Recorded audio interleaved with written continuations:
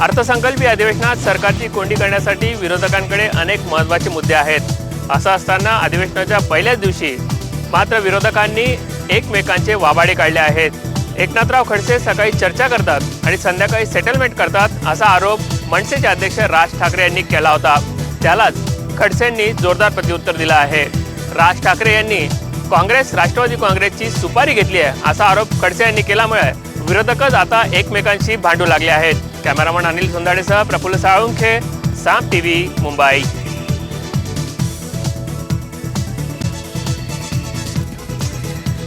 16 डिसेंबरला दिल्लीत झालेल्या गँगरेप प्रकरणातील मुख्य आरोपी राम सिंह याने तिहार तुरुंगात गळफास लावून आत्महत्या केली आहे। बलात्कारातील आरोपी राम सिंग याला तिहार जेलमध्ये बराक नंबर 3 मध्ये ठेवण्यात आलं होतं। अधिकाऱ्यांनी त्याला या तुरुंगात ठेवलं होतं। तिथेच त्याची तिथल्या कैद्यांनी जोरदार धुलाई केली होती। आज सकाळी आपल्या शर्टद्वारे बराकीतल्या लोखंडी सळांना गळफास लावून घेत त्यानं आत्महत्या केल्याचं समजलं। तुरुंगात घडलेल्या या घटनेमुळे तिहार तुरुंग प्रशासन खडबडून जागं झालंय। या प्रकरणाची तपासणी दिल्लीतील महानगर दंडाधिकारी स्वतः करणार असल्याचंही समजतंय। दरम्यान राम सिंगचे वकील VK आनंद यांनी राम सिंगच्या आत्महत्येबाबत प्रश्नचिन्ह निर्माण केलंय। त्यामुळे या प्रकरणाचं गांभीर्य अधिकच वाढलंय। कॅमेरामन अभय प्रसादसह संयुक्त अंगलकर, साम टीव्ही।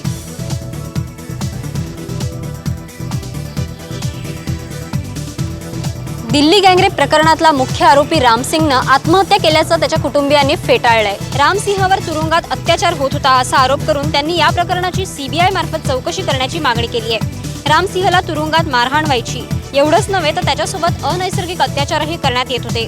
त्याच्यावर ब्लेडचा वारही करण्यात आला होता असंही त्याचे वडील मंगीलाल सिंह यांनी सांगितलंय। राम सिंहची हत्या करण्यात आली असून हा एक मोठा कट असल्याचा आरोपही त्यांनी केलाय। चैताली कुलकर्णी, साम टीव्ही।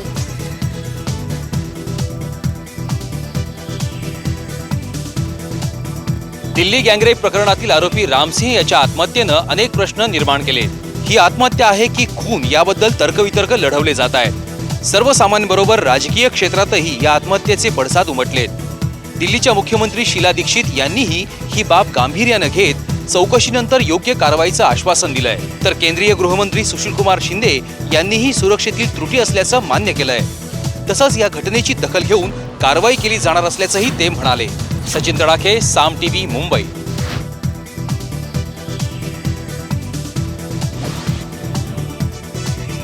दिल्ली सामूहिक बलात्कार प्रकरणातील मुख्य आरोपी राम सिंह याच्या आत्महत्येवेळी इतर 3ही कैदी झोपले असल्याचा दावा तुरुंग अधिकाऱ्यांनी केलाय।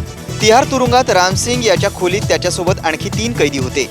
सदरा आणि बिछाण्यातील चटईचे तुकडे वापरून राम सिंगनं आत्महत्या केली, तेव्हा इतर 3ही आरोपी झोपले होते। तुरुंगातला लाकडी स्टूल वापरून राम सिंगनं आत्महत्या केल्याच्या वृत्ताचा पोलिसांनी इन्कार केलाय। तुरुंगात स्टील नव्हतं असं पोलिसांचं म्हणणं आहे। राम सिंगनं आत्महत्या केल्याचं समजताच त्याला तातडीनं रुग्णालयात नेण्यात आलं असंही पोलिसांनी म्हटलंय। मयुरेश कडव, साम टीव्ही, मुंबई।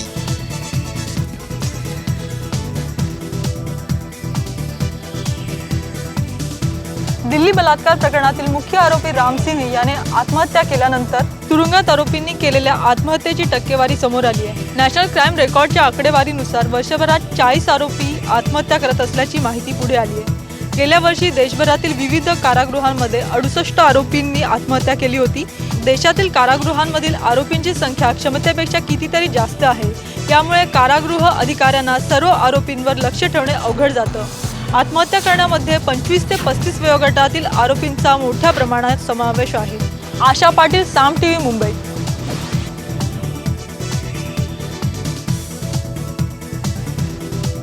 न्यायाधीशांच्या नियुक्तीची प्रक्रिया बदलण्यासाठी लवकरच संसदेत विधेयक आणलं जाणार असल्याची माहिती कायदा मंत्री अश्विनी कुमार यांनी आज राज्यसभेत दिली आहे। न्यायाधीशांच्या नियुक्तीसाठी वेगवेगळ्या पर्यायांचा विचार करण्यात येतोय।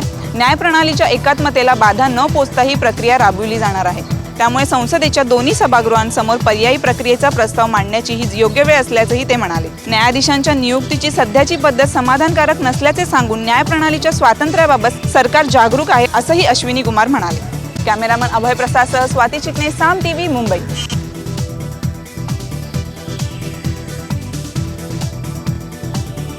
बेळगाव महापालिकेवर पुन्हा एकदा भगवा फडकलेला आहे। मराठी माणसांनी पुन्हा एकदा मराठी लोकांना कौल दिला आहे। बेळगाव महानगरपालिकेच्या निवडणुकीत मराठी भाषिकांना काटावरचं बहुमत मिळालं आहे। मराठी भाषिकांनी 33 जागा पटकावल्या असून कन्नड भाषिकांनी 19 तर उर्दू भाषिकांनी 6 जागा मिळवल्यात। यामुळे महापालिकेत सत्ता स्थापनेसाठी महाराष्ट्र एकीकरण समितीला काटेवरची कसरत करावी लागणार आहे। मागील सभागृहातील 12 माजी नगरसेवकांना पुन्हा सभागृहात संधी मिळाली आहे। कॅमेरामॅन सचिन सावंतसह तानाजी जाधवर, साम टीव्ही, कोल्हापूर।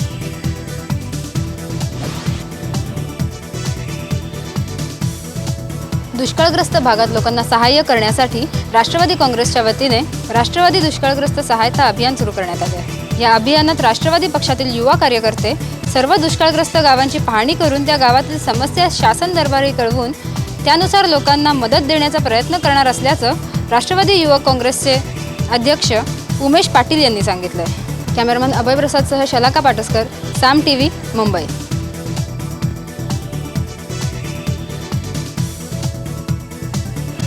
नाशिक जिल्ह्यातील नांदगाव तालुक्यातील मनमाड या गावात पाणी टंचाईने भीषण रूप धारण केलेलं आहे।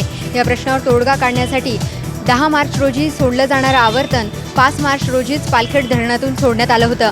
मात्र हे पाणी मनमाडकरांना पोहोचण्यापूर्वीच पाणी चोरी होत असल्याचा आरोप मनमाडच्या नगरसेवकांनी केला होता। या प्रकरणी आता पिंपळगाव बसवंत इथल्या पोलीस स्टेशनमध्ये सुमारे 98 शेतकऱ्यांवर पाणी चोरीचा गुन्हा दाखल करण्यात आलेला आहे। यातले बहुतांश शेतकरी हे द्राक्ष बागायतदार असल्याचीही माहिती मिळते आहे। कॅमेरामन सतीश काळेसह पल्लवी जुन्नरे, साम टीव्ही, नाशिक।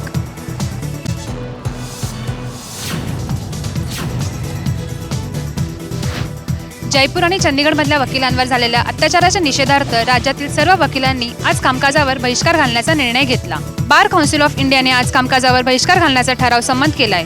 त्यानुसार दिल्ली वगळता देशात कामकाज झालं नाही। राज्यातले सर्व वकील शांततेच्या मार्गाने या आंदोलनात सहभागी झाले। कॅमेरामन योगेश तवसाळकरसह पल्लवी वाणी, साम टीव्ही, मुंबई।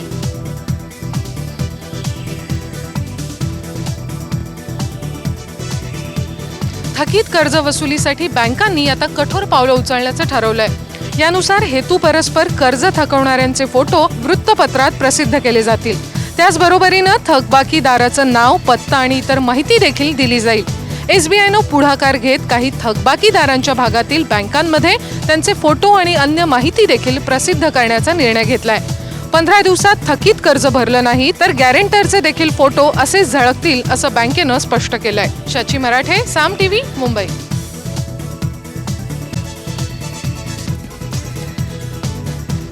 यंदाच्या बजेटमध्ये दिल्ली मुंबई अशा इंडस्ट्रियल कॉरिडॉरला गती देण्याची घोषणा झाली। मात्र या निर्णयाच्या विरोधात आता ज्येष्ठ सामाजिक कार्यकर्त्या मेधा पाटकर यांनी रणशिंग फुंकलाय। हा निर्णय शेतकऱ्यांच्या जीवावर उठणारा आहे असा आरोप मेधा पाटकर यांनी केला आहे। तसंच त्यांनी या इंडस्ट्रियल कॉरिडॉर विरोधी संघर्ष यात्रा देखील सुरू केली आहे। महाराष्ट्रातील 3,50,000 हेक्टर जमीन या प्रकल्पासाठी घेतली जाणार आहे। त्यामुळे या जमिनीवर पोट भरणारे शेतकरी, शेतमजूर आणि इतर लहान व्यावसायिकांचे रोजगार नष्ट होणार असल्याची भीती पाटकर यांनी व्यक्त केली आहे। शेतकऱ्यांकडून कवडीमोल भावाने जमिनी विकत घेऊन या जमिनी कोट्यवधी रुपयांचा नफा कमावून बिगर औद्योगिक वापरासाठी वापरल्या जात असल्याचा आरोपही पाटकर यांनी केला आहे। कॅमेरामन मोहम्मद इम्रानसह मिलिंद वानखेडे, साम टीव्ही, औरंगाबाद।